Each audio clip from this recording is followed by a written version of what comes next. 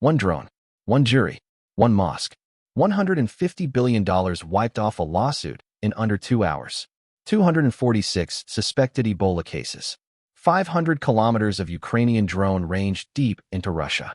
17 billion in Chinese AG orders. All of it landed in 24 hours.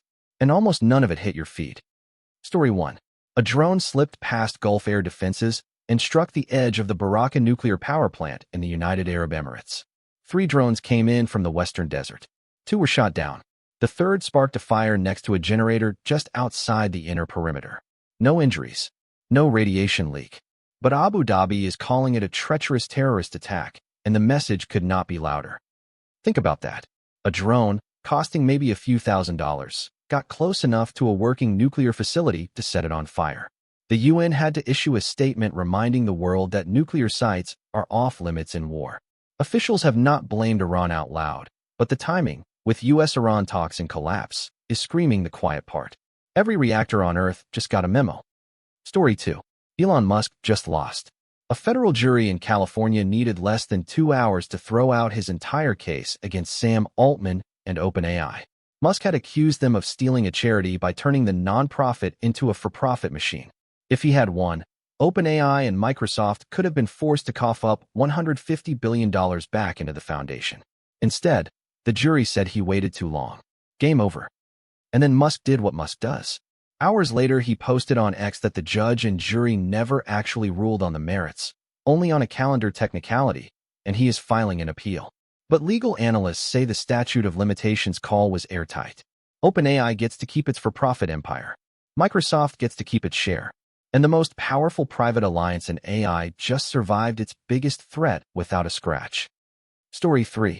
The World Health Organization just declared a public health emergency of international concern.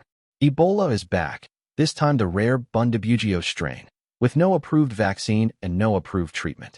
8 confirmed cases, 246 suspected, more than 130 dead linked to the outbreak. It started in eastern Congo. It has now crossed into Uganda, and confirmed cases have reached Kinshasa, a city of 17 million people. Here's the scary part. The outbreak began in late April.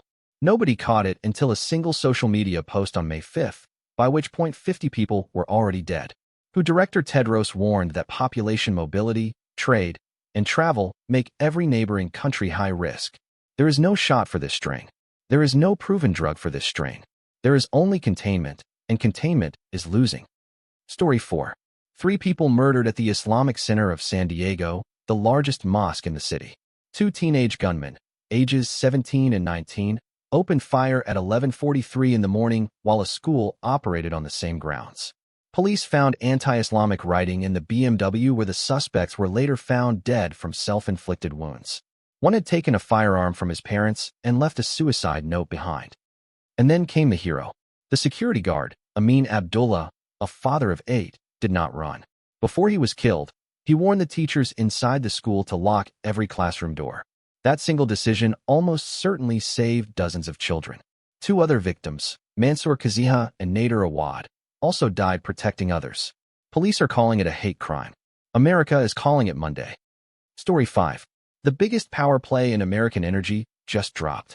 NextEra Energy and Dominion Energy announced an all-stock merger that will create the largest regulated utility business in the United States.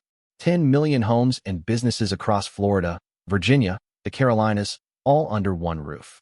NextEra already powers 6 million Florida customers. Dominion adds for a million more. One company, one grid, one bill. The pitch sounds clean. More than 80% regulated revenue. 11% annual growth in regulated capital. 9% earnings growth through 2032. But ask any consumer advocate and they will tell you the same thing. When 2 giant utilities merge, your electricity bill almost never goes down. The deal needs federal and state approval. 12 to 18 months. The lobbying war starts tomorrow. Story 6. Ukraine just launched one of the largest drone strikes on Russia since the war began. Drones flew more than 500 kilometers and hit the Angstrom semiconductor plant in Zelenograd, the heart of Russia's domestic chip industry. Another strike triggered an explosion at the Moscow oil refinery in Kapotnya, injuring 12 workers. At least 4 people killed, 16 wounded. 3 of the dead were near Moscow itself. Russia claims it shot down 556 drones in a single night, 81 of them aimed directly at Moscow. But here is what Russian state TV did not say. The president told his country the war was contained. Now the chip plants are burning and the refineries are on fire and the capital is being hit on a regular schedule. Zelensky put it simply. They started this war. Now they feel it at home. Story 7.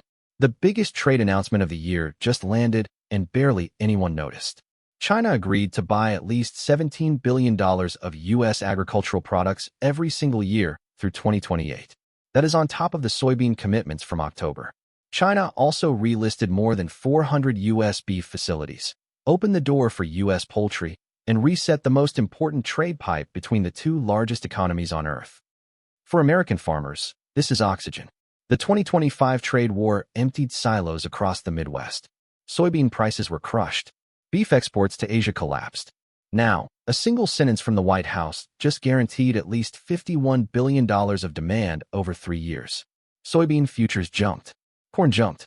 And every Farm Belt politician suddenly remembered how much they love a good handshake summit. Bonus story. Voters in 6 states went to the polls today, but the loudest race is in Kentucky. President Trump is personally trying to take down Congressman Thomas Massie after Massie voted against the so-called Big Beautiful Bill. Trump called him the worst congressman in the long and storied history of the Republican Party. The race has become the most expensive House primary in congressional history. Why does this matter outside Kentucky? Because if a sitting president can flip his own party with one phone call and a billionaire-backed challenger, then no Republican on Capitol Hill is safe from breaking ranks again. Every roll call vote from here to the midterms gets reweighed. The party of free thought becomes the party of fall in line. The result tonight is a stress test for the entire House. Now zoom out. In one 24-hour window, we had a nuclear plant attacked, a $150 billion verdict, a global health emergency, a hate crime massacre, a mega utility merger, the deepest Ukrainian strike on Russia of the war, and the largest U.S.-China trade reset since 2018, plus a presidential primary purge. Any one of these would dominate a normal week. Today they came stacked in a single news cycle. Notice the pattern. Drones, lawsuits, viruses, votes, and verdicts are all moving faster than the institutions built to handle them. Air Defense missed a drone, who missed an outbreak for 10 days. A jury moved in 2 hours. A trade war flipped overnight. The 24-hour news cycle is no longer a metaphor. It is a literal description of how fast the planet now rearranges itself while you scroll. So here is the question I want you to drop in the comments. Out of these 7 stories, which one will still matter 1 year from today? The nuclear drone? The Musk verdict? Ebola? San Diego? The merger? Moscow burning? Or the $17 billion handshake? Pick one. Defend it in a single sentence. The best comment gets pinned. Because in 24 hours, we do this again. That's the story. If you'd watch one more like this, hit subscribe and I'll have another ready soon.